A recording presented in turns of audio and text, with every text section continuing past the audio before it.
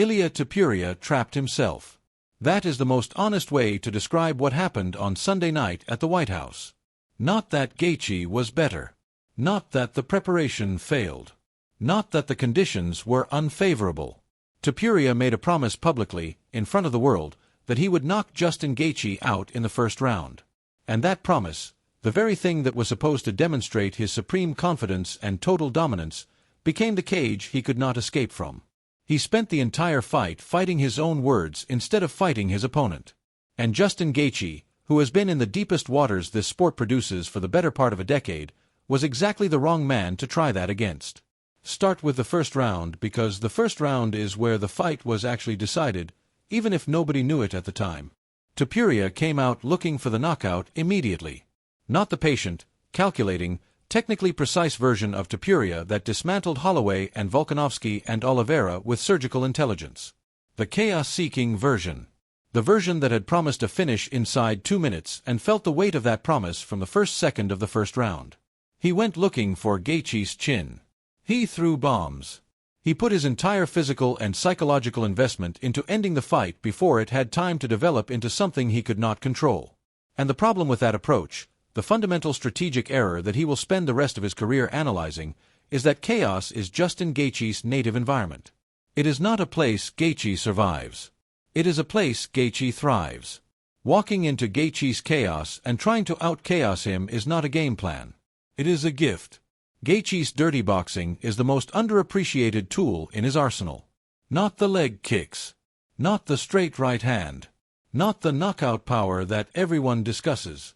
The dirty boxing, the inside work, the clinch exchanges, the short punches at close range, the specific physical discomfort of fighting a man who has spent his entire career developing the ability to make those close-quarters exchanges as ugly and as painful as possible. Trevor Whitman spent years building that into Gaethje's game. The jab that keeps opponents at exactly the wrong distance. The inside pressure that turns a technical striking contest into something more primal. And Topuria, by committing to the early finish, walked directly into all of it.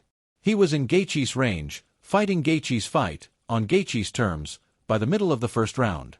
And he came out of that round with his eyes already damaged and his gas tank already significantly depleted. The first round goes to Gaethje. Not because Topuria did not land. He did. He landed significant shots. He hurt Gaethje. The greatest merit Gaethje earned in the first round was not winning it on the scorecards. It was surviving the best that the most dangerous finisher in the division could throw at him when Topuria was operating at full intensity with a specific promise to fulfill. Gaethje absorbed that and kept working. That mental and physical toughness is not something you develop in a training camp. It is something that has been forged over a decade of fighting the hardest fights available at the highest level of the sport. The second round is where the fight produced its most dramatic and ultimately most revealing moment. Topuria landed body shots, heavy, precise, the kind of shots that have ended fights before, and Gaethje went down. And what happened next is the moment that, when you watch it knowing the final outcome, tells you everything about why the result went the way it did. Topuria had Gaethje on the ground. He had position. He had a minute and a half to work. He had the jiu-jitsu to attempt a submission. He had the ground and pound to finish it by strikes. He tried for the armbar. It escaped. He had the triangle. It escaped. He mounted fully, the best position in MMA, the position from which a fighter with Topuria's grappling background should be able to end fights, and he could not finish it. Not because the technique was wrong. Not because Gaethje defended brilliantly. Because Topuria did not have the physical energy left to complete what he had started. The gas tank that had been emptied chasing the first-round knockout was not there when he needed it most in the second. That is the brutal arithmetic of what happened. He spent approximately 70% of his physical reserves in the first round chasing a promise. He spent another 20% in the second round on an extended ground sequence that should have ended the fight but did not. By the time the third round began, he was operating on whatever was left.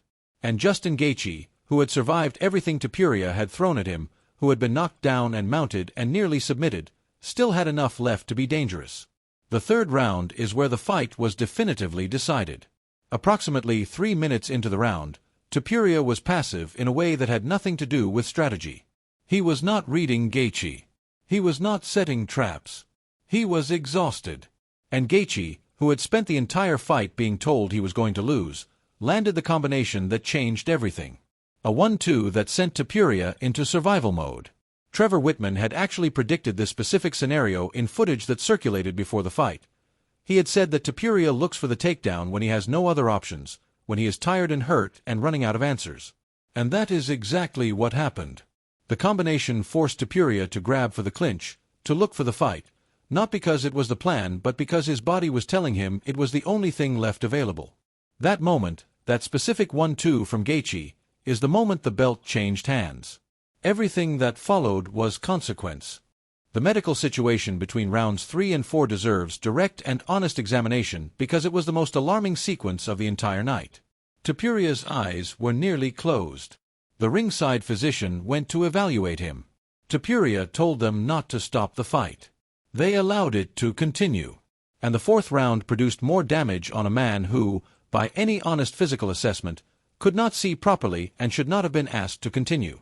There is a specific tension in combat sports between the fighter's will, the irrational, magnificent, terrifying refusal to quit that makes this sport what it is, and the medical responsibility that exists to protect athletes from themselves in moments when their judgment is compromised by damage and exhaustion. Sunday night pushed that tension to its limit. Topuria's corner made the right call at the end of the fourth. The question of whether the physician should have made that call 1 round earlier is one the sport needs to sit with honestly. The corner stoppage was the correct decision. And the fact that it came from his corner, from the people who know him best, who have invested everything in his success, who had more emotional stake in him continuing than anyone else in that building, tells you everything about the severity of what Gaethje had done to him over 4 rounds. A corner stoppage is not a technical decision made by an outside authority. It is the people who love you most looking at your face and deciding they love you more than they love the belt. Topuria is 29 years old. This needs to be said clearly and repeatedly over the coming days and weeks as the post-fight narrative develops, because there will be significant pressure to frame this loss as the end of something rather than the interruption of something. It is not the end. 29 years old. His first professional loss. Against a fighter who is widely considered one of the most durable and mentally resilient competitors in the sport's history.